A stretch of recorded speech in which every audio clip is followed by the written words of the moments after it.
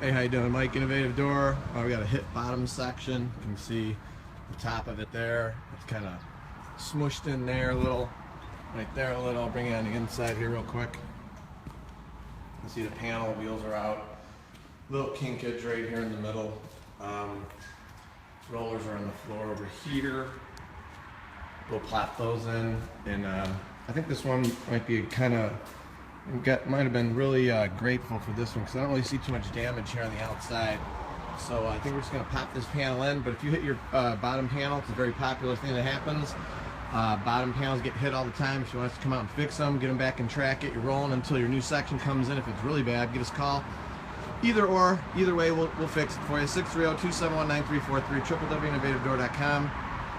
Like us on Facebook. We'll like you. We'll like you anyway. Thank you for watching our hit bottom section garage door video. And as always, I encourage everyone to praise the Lord. Thank you for watching our video.